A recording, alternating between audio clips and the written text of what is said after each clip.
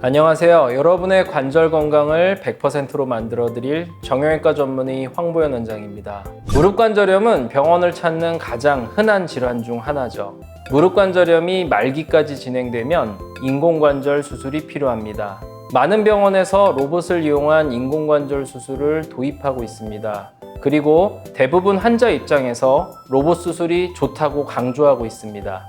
저 역시 그동안 많은 의사 선생님들에게 로봇 인공관절을 교육하고 자격을 주는 로봇 수술 교육 전문의로서 활동하면서 로봇 인공관절의 장점을 주로 설명해 온 것 같습니다. 로봇 수술, 과연 단점은 없을까요? 환자와 보호자 입장에서 단점으로 생각해야 될 부분들이 무엇인지 오늘 영상을 준비했습니다. 로봇 인공관절 수술의 단점으로 이야기할 수 있는 첫 번째는 일반 수술과 비교해서 수술 시간이 더 길어질 수 있다는 점입니다. 물론 로봇에 숙련되고 수술 경험이 많은 선생님의 경우에는 기존 수술 방식과 거의 시간 차이가 없습니다. 하지만 로봇 수술 경험이 많지가 않고 자주 시행하지 않는 경우에는 일반 수술에 비해서 로봇 수술 시간이 많이 길어질 수가 있습니다.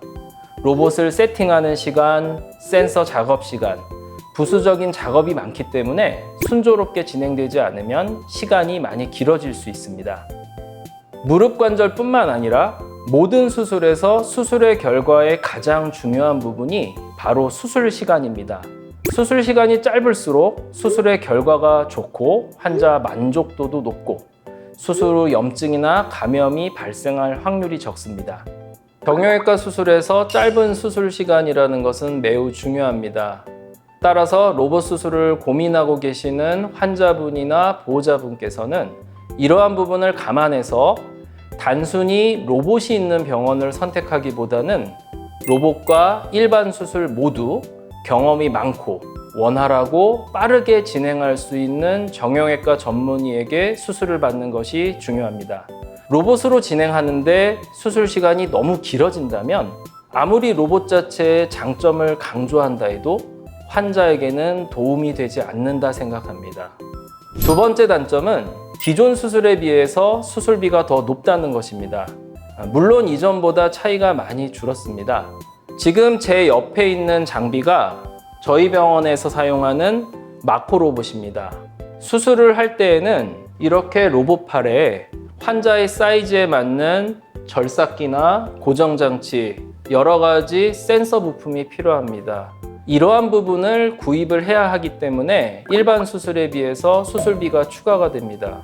따라서 환자의 무릎 상태에 대해 주치의와 상의하여 로봇 수술이 더 도움이 된다면 비용을 고려하여 로봇 수술 여부를 결정하는 것이 좋습니다.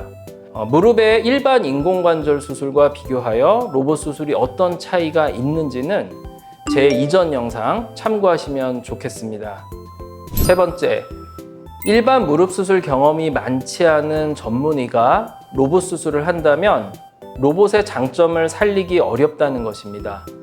로봇 수술은 로봇이 알아서 하는 것이 아닙니다.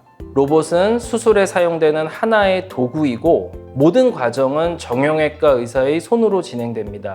일반 무릎 인공관절 수술에 대한 경험이 없이 처음부터 로봇 수술만 배우고 수술할 경우 예상치 못한 변수에 대처할 수 있는 능력이 떨어지게 됩니다.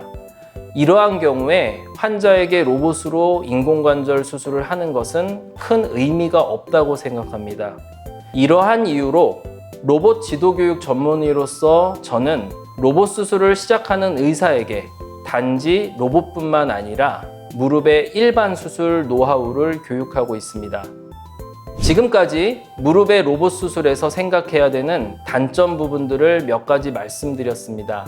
단순히 로봇 수술의 단점이라기보다는 일반 수술과 비교했을 때 로봇 수술로서 의미가 있으려면 이러한 부분이 고려되어야 한다는 말씀을 드리는 것입니다.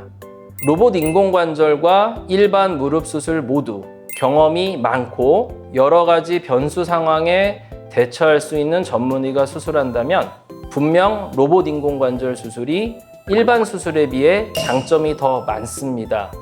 로봇 인공관절 수술은 가상의 수술 시뮬레이션을 통해 정확도를 높이고 출혈량을 줄이고 햅틱 기능을 통해 주변 조직의 손상 가능성을 줄일 수가 있습니다.